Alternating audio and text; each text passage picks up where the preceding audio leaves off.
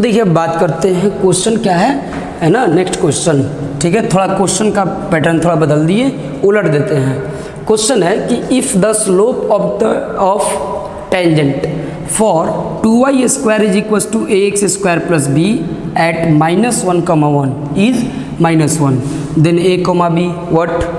तो कुछ बड़ा तो है नहीं, आपको जो कहा गया है कि स्लोप ऑफ टेंजेंट का मतलब क्या होता है भाई, तो dy/dx निकाले। ठीक है, किस पॉइंट पे, -1 का मतलब पहले निकालो और निकाल करके ये रख देना है और रख देना है, उसके बाद देखना है क्या है। तो देखिए पहली बात कि ये है 2y स्क्वायर बराबर ax स्क्वायर प्लस b।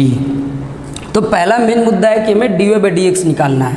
तो देखिए 2 इंटू वाई स्क्वायर का कितना, तो 2y इंटू dy/dx। फिर देखिए ax स्क्वायर, तो a और x स्क्वायर का कितना, तो 2x, और b का कितना होगा, तो 0 होगा। इतना बात तो समझ में आ रही है ना, आ रही है। चलिए अब बात करते हैं स्टूडेंट किस बात की, तो देखो ये तो 0 हो गया, तो ये तो अलग सा 2x हुआ और इधर भी 2 है, ये 2 और ये 2 ख़त्म। इसका मतलब है कि dy/dx जो हुआ वो कितना हुआ, तो वो हुआ आपका कितना, dy/dx बराबर ax/2y, है ना। dy/dx बराबर ax/2y, ओके। और किस पॉइंट पे दिया है, तो -1, यानी dy/dx एट -1, तो -1 मतलब x और 1 मतलब y। तो देखिए a इंटू ये -1 और ये 2 इंटू 1, तो इसका मतलब ये कितना हुआ, तो -a/2। अब ध्यान देना कि जो स्लोप है, ध्यान दीजिएगा, स्लोप ऑफ टेंजेंट इज कितना है, -1 है, और इसी को ना स्लोप ऑफ टेंजेंट बोलते हैं। तो इसी को जब बोलते हैं तो इसका मतलब है कि -a/2 जो है -1 के बराबर होगा, -1 खत्म, तो इसका मतलब a कितना हो गया भाई, 2 के बराबर हो गया, a बराबर क्या हो गया, 2 हो गया। अब ध्यान देने वाली बात है कि देखिए ये जो पॉइंट ऑफ कांटेक्ट होता है ना, वो कॉमन होता है। वो क्या होता है, कॉमन, किसमें, तो कर्व में और टेंजेंट में भी। इसका मतलब पॉइंट ऑफ कांटेक्ट जो होता है, ये जिस पॉइंट पे स्लोप दिया रहता है, वो पॉइंट हमेशा कर्व पे भी लगेगा, वो भी उसको सेटिस्फाई करेगा, है ना। जैसे मान लो ये एक तरह का कर्व है, यहाँ पे ऐसे टेंजेंट खींच दिया, ये आपका पॉइंट ऑफ कांटेक्ट अगर है, तो ये पॉइंट इस लाइन पर भी है और यही पॉइंट इस कर्व पे भी तो है। तो इसलिए ये पॉइंट जो होगा ना, इस कर्व की इक्वेशन को क्या करेगा, सेटिस्फाई करेगा। उसी प्रकार से ये -1 जो है, तो ये इस कर्व को क्या करेगा, सेटिस्फाई करेगा। समझ गए। चलिए तो ये अब देख लिया मैंने, यहाँ पे वापस आइए ज़रा इधर। तो देखिए 2y का वैल्यू रख देंगे, इतना 1 है, तो 2 इंटू 1 का स्क्वायर, a का वैल्यू कितना है, तो 2 है, फिर x स्क्वायर यानी -1 का स्क्वायर प्लस b। ठीक है ना। तो 2 और ये भी क्या होगा, 2 ही होगा ना, तो ये और ये कट जाएगा, मतलब घट जाएगा उधर जाके, तो b बराबर क्या हो गया, 0। तो हमसे क्या पूछा गया था, a, b, तो आ गया a बराबर 2 है और b बराबर 0 है। तो उम्मीद करते हैं आप ये बात समझ चुके होंगे कि अब इसका क्वेश्चन हम लोग कैसे बनाते हैं। ठीक है, तो चलिए अब अपन आगे की थियरी देखते हैं कि अब आगे क्या है। इतना मैंने काफ़ी करा दिया आपको स्लोप ऑफ टेंजेंट पे। अब आपको कभी कतई दिक्कत नहीं होगा कि स्लोप ऑफ टेंजेंट है ना क्या होता है भाई। ठीक है, चलिए ज़रा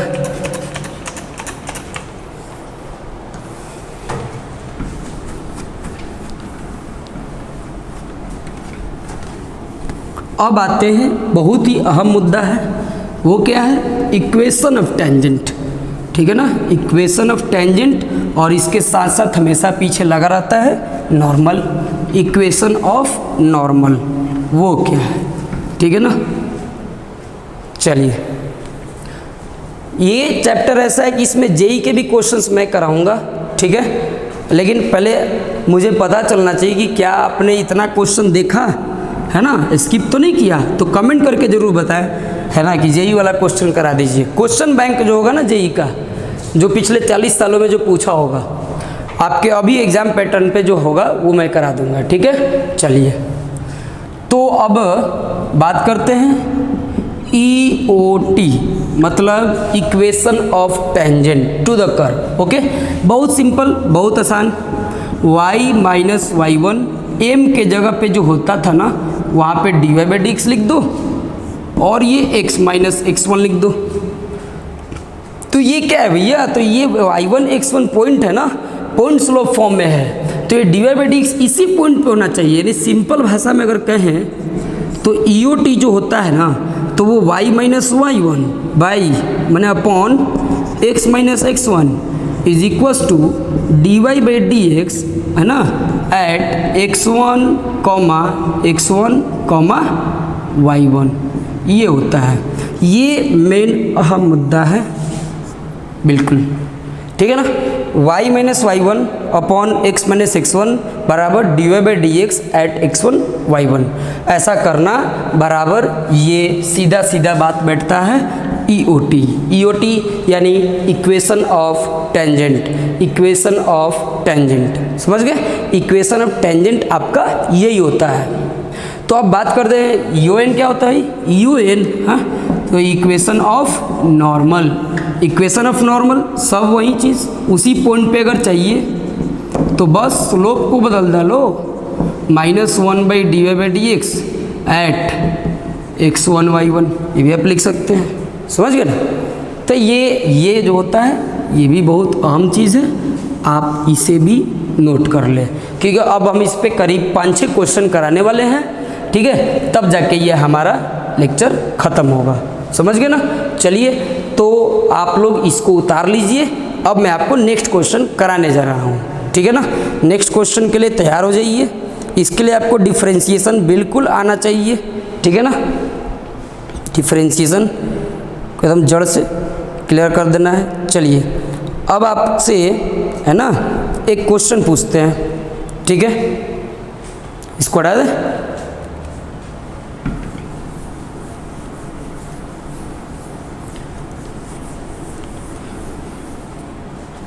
धीरे धीरे जो क्वेश्चन का लेवल है वो बढ़ते चला जाएगा। इक्वेशन पे आने से पहले एक और क्वेश्चन देख लीजिए, है ना, जिसमें चूँकि अब इक्वेशन में आप देख सकते हैं कि dy बाई डी एक्स की ज़रूरत है, तो जब तक dy बाई डी एक्स नहीं मिलेगा तब तक आप नहीं बता पाएंगे, है ना। चलिए इक्वेशन भी देख लेंगे। एक क्वेश्चन है, वो क्या है भाई, तो देखा जाए। क्वेश्चन है कि देखिए फाइंड द, है ना, मैं शॉर्टकट लिखूंगा, find the equation of tangent EOT, find the EOT, ठीक है ना। Find the equation of tangent for y बराबर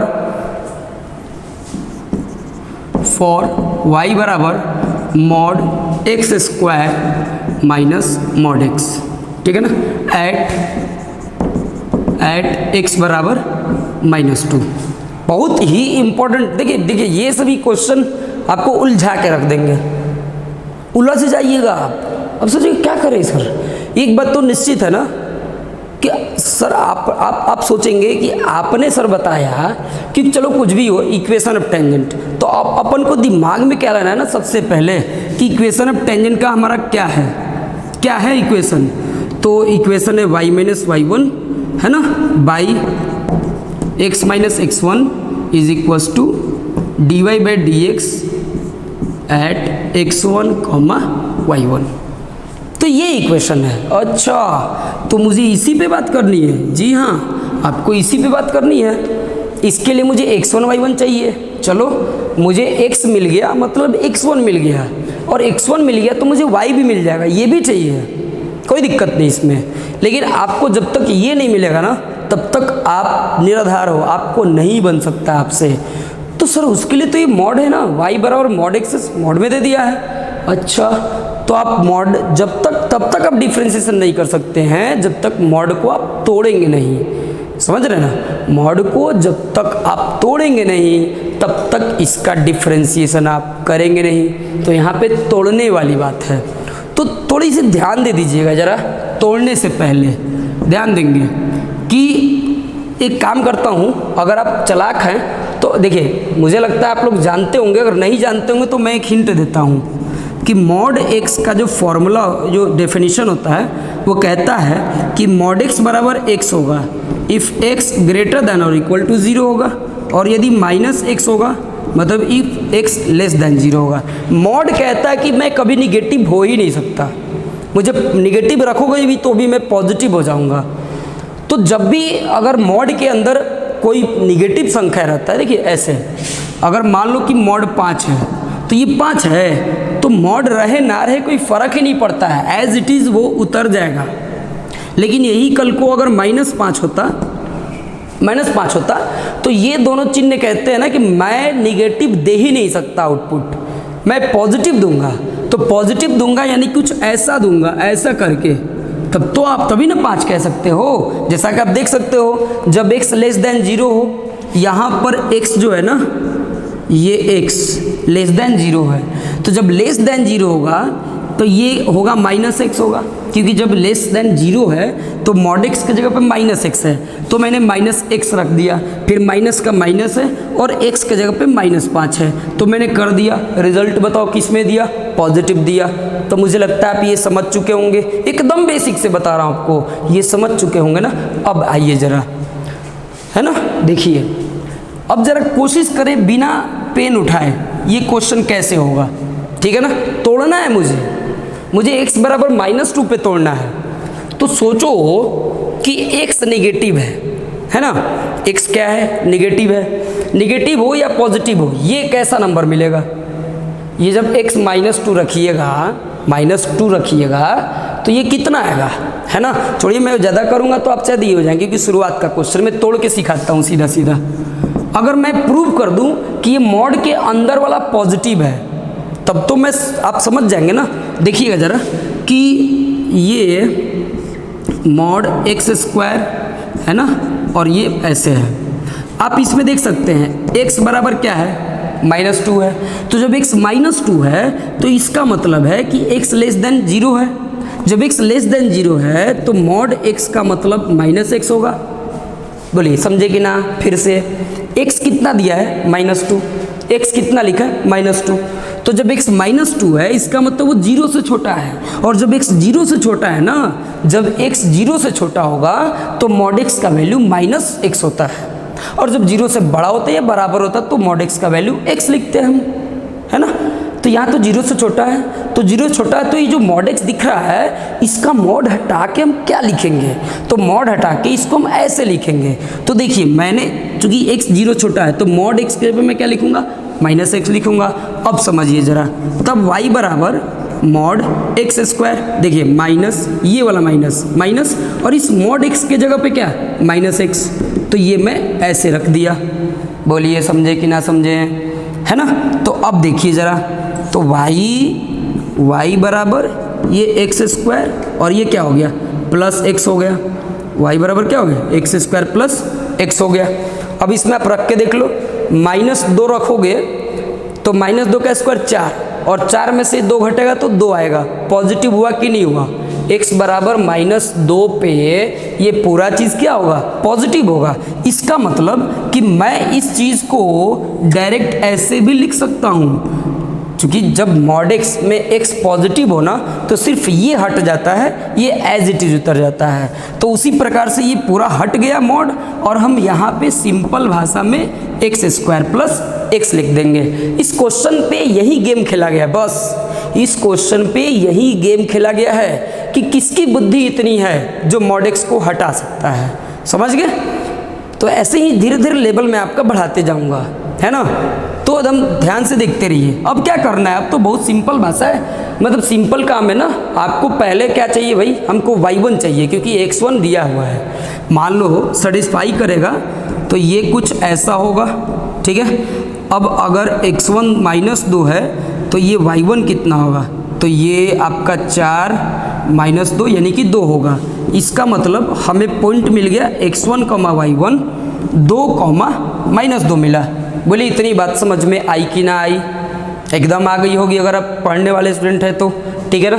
ये पूरा मुद्दा बता दिया मैंने तोड़ के कैसे। मुझे इक्वेशन के लिए पॉइंट चाहिए, मैंने पॉइंट भी निकाल लिया। अब मुझे क्या चाहिए, अब मुझे dy/dx चाहिए, ठीक है ना। तो चलिए dy/dx में चलते हैं कि वो कैसे निकलेगा, ठीक है। चलिए तो अब मॉड से तो मुक्ति पा लिए ना, तो अब कैसे तोड़ेंगे, ठीक है। तो देखिए y बराबर x² + x, क्योंकि मैंने तोड़ दिया वहाँ पे, कैसे वो आया है आपको बता दिया है, x² का 2x और x का 1। अब यहाँ पे ये dy/dx देखिए x1 y1, तो 2, -2 पे चाहिए भैया, y तो है नहीं यहाँ पे, तो x का रखो, x ओ हो गलती, ये x1 के जगह -2 और y1 के जगह पे 2 है, तो ये हो गया -2, 2, तो ये x के जगह पे -2, फिर ये +1, तो ये -4 + 1 यानी कि कितना हुआ, -3 हुआ, यानी कि इसका वैल्यू -3 हुआ, ओके ना। चलिए तो मुझे लगता है आप अब ये भी समझ चुके होंगे, और यहीं पे मैं इसका काम कर देता हूँ। ये हुआ इसका काम तमाम।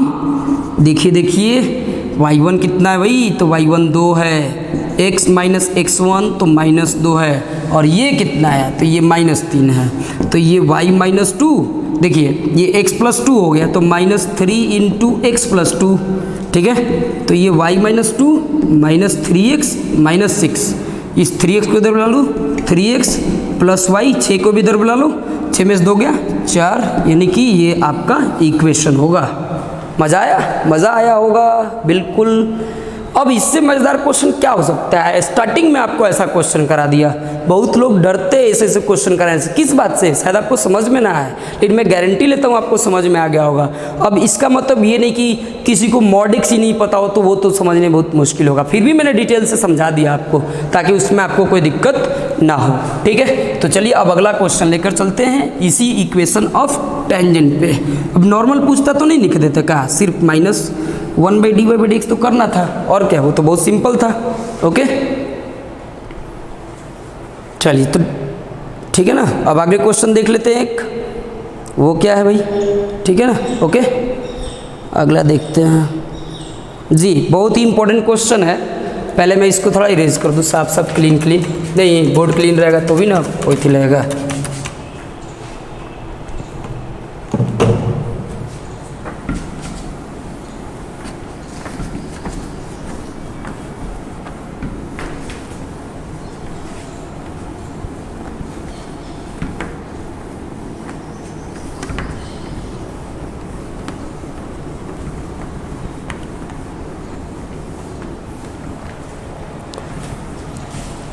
हाँ, तो अब बात करेंगे अगला क्वेश्चन क्या है, ठीक है ना।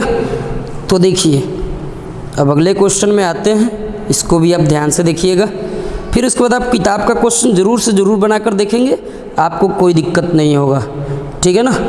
चलिए तो आपको दिया गया है क्या, ध्यान से देखिएगा, बहुत इंपॉर्टेंट क्वेश्चन है, आप इसमें कहीं कन्फ्यूजन में ना पड़ जाए। कि दिया गया है कि x बराबर 3t² है ना, सॉरी इसको थोड़ा सुधार लीजिए, x बराबर t² + 3t है ना, x बराबर t² + 3t -8 एंड y बराबर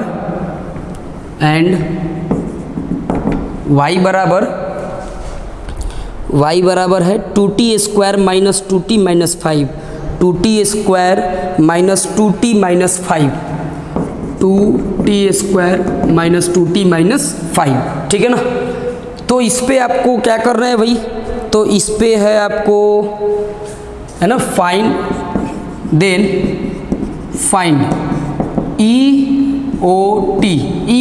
EOT मतलब इक्वेशन ऑफ टेंजेंट, है ना, एट किस पॉइंट पे भाई, तो 2, -1 एट 2, -1, ठीक है ना। तो ये क्वेश्चन है। अब इस क्वेश्चन पे बात करेंगे कि ऐसे देखिए, उससे थोड़ा डिफरेंट है। पहली बात EOT देखिए या EON देखिए, वो तो इक्वेशन दिमाग में आ गया ना। इक्वेशन क्या दिमाग में आ गया कि y - y1 upon x - x1 by D बराबर dy/dx एट x1, y1, ठीक है ना। तो ये भी देख ली, ये दिमाग में आपके सेट कर गया।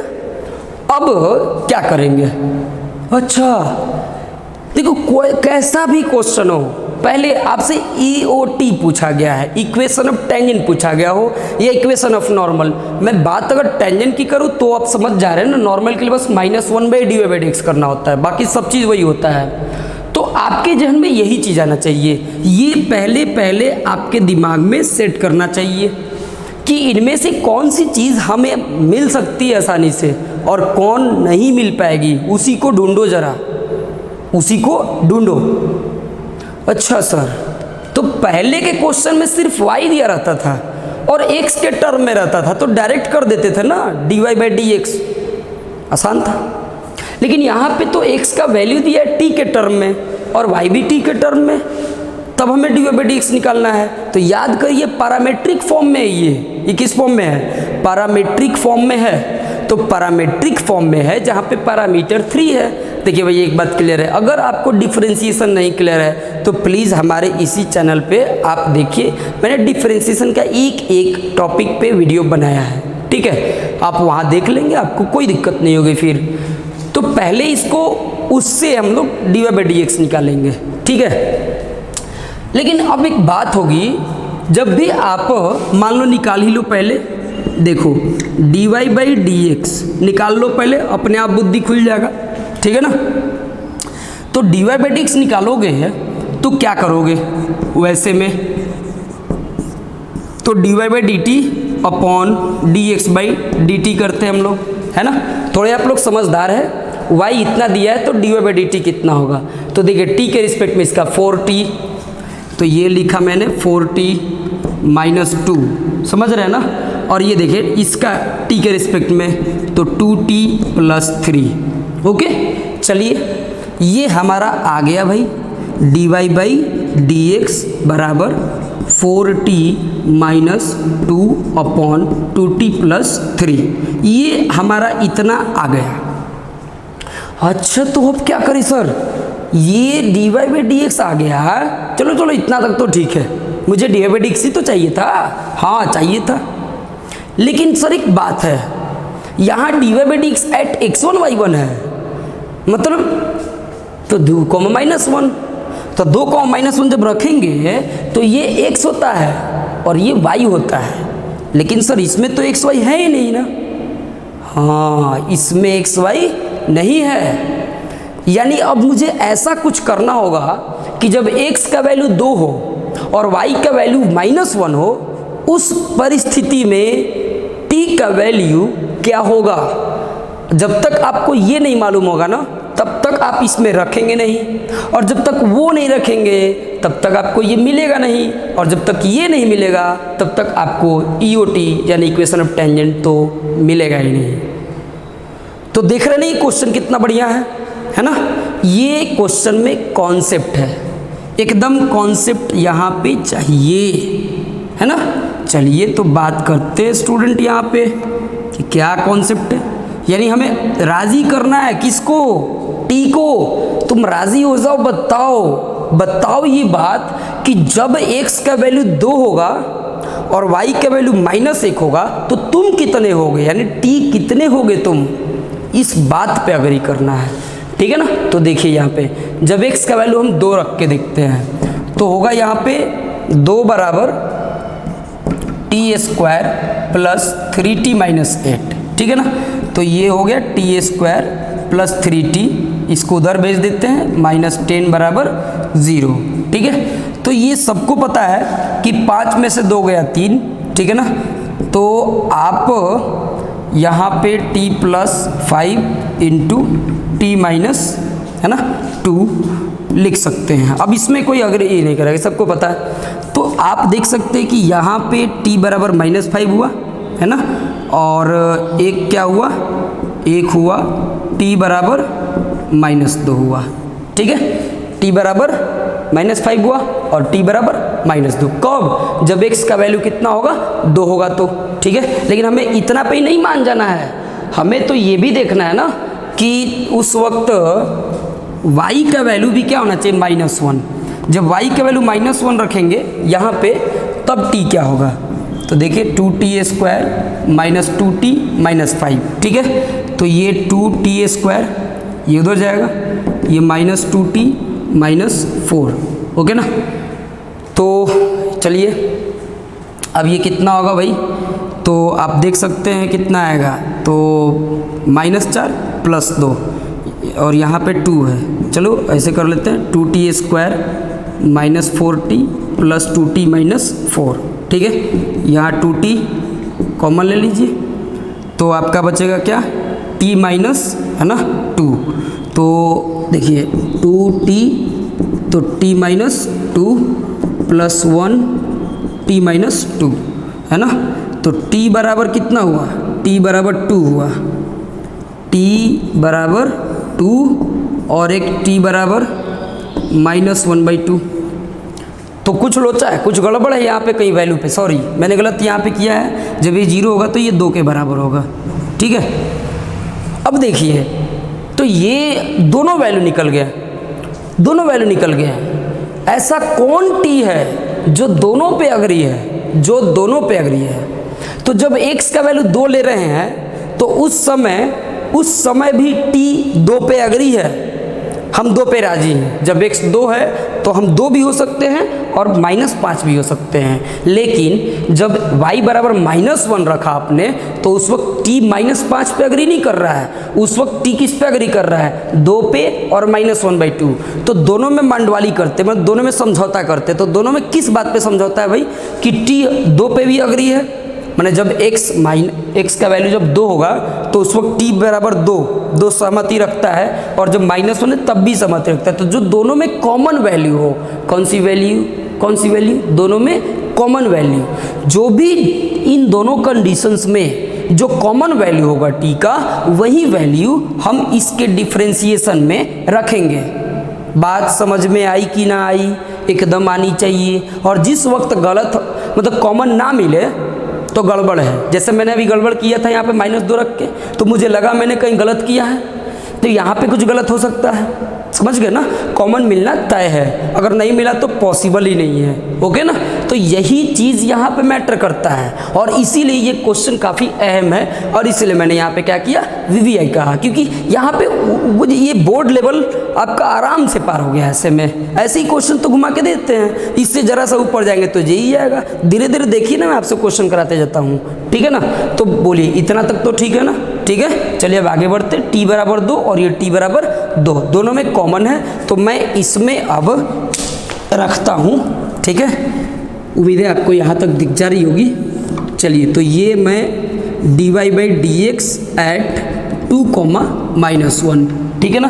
तो यहाँ पे t बराबर 2 रख दिया मैंने, तो 4 × 2 -2, फिर 2 × 2 + 3, तो कितना है भाई, 8 में 2 गया 6, और ये 4 3 7 है ना, यानी dy/dx है ना @ 2, -1 बराबर 6/7 आ गया। तो बहुत अब आसान बात हो गया, बहुत आसान बात हो गया, है ना। अब इससे आसान कुछ नहीं होता है। तो मैं आपको कहाँ बताऊँ, आप देख सकते हैं यहाँ भी जगह होगा, देख सकते हैं, ठीक है। तो यहाँ वाला चीज़ को रख दीजिए, तो रखिएगा, तो y - y1 कितना है, -1, तो -1, ठीक है।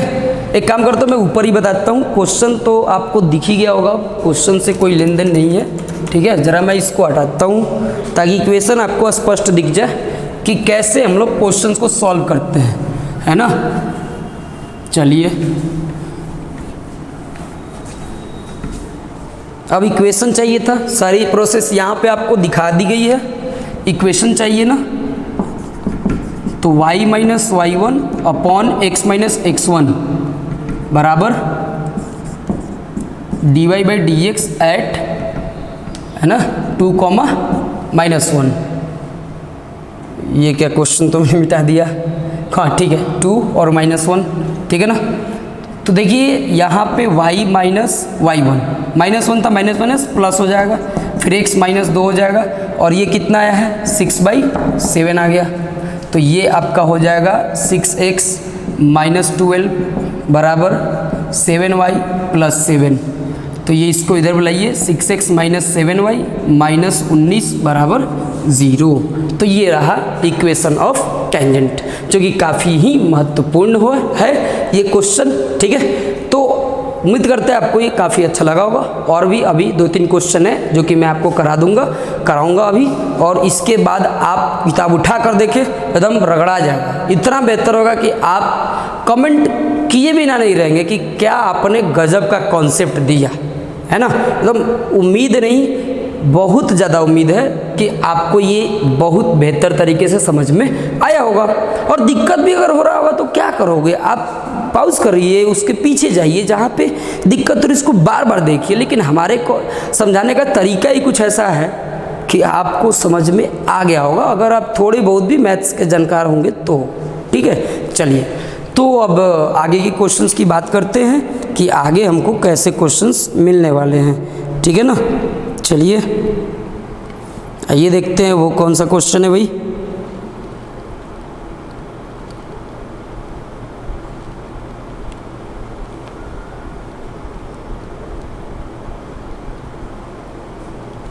हाँ जी, तो ये क्वेश्चन काफ़ी इम्पोर्टेंट होने वाला होगा। ठीक है, वो लास्ट में मैं कराऊंगा। 1-2 क्वेश्चन और देख लेते हैं। ठीक है, चलिए जैसे क्वेश्चन एक लेते हैं, है ना, कि शो दैट, पहले इसको इरेज कर लेते हैं। ठीक है,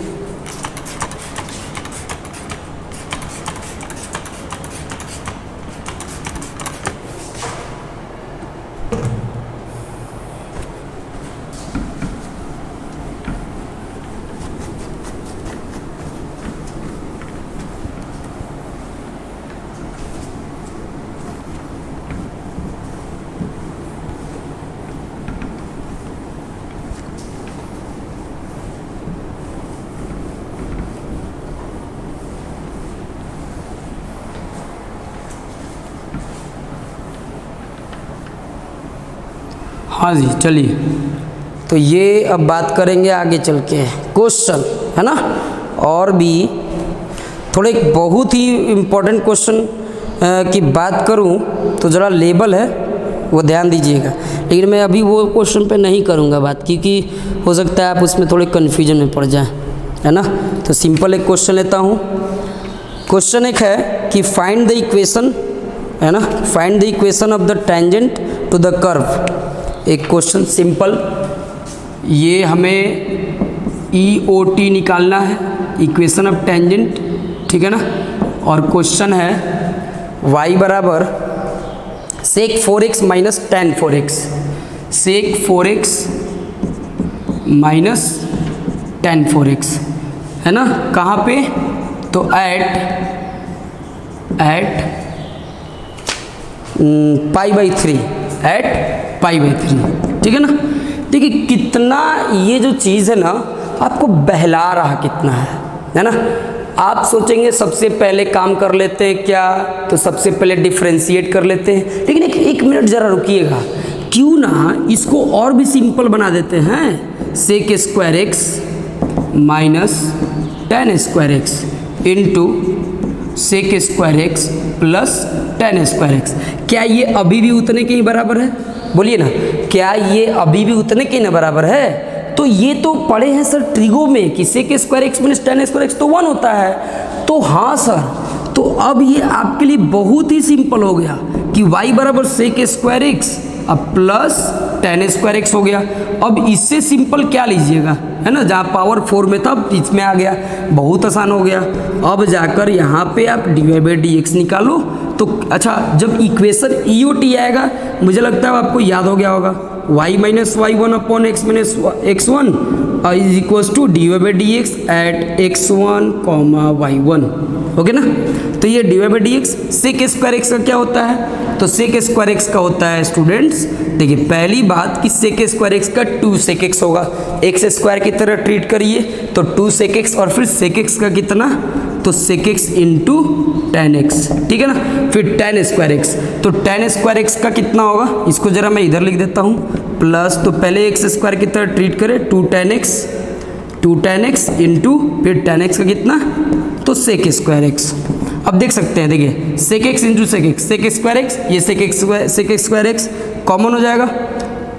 तो मुझे लगता है सेम चीज़ है ना, 2 sec square x tan x और ये 2 sec square x tan x, तो 2 और 2 कितना 4, डायरेक्ट लिखिए। तो 4 sec square x into tan x.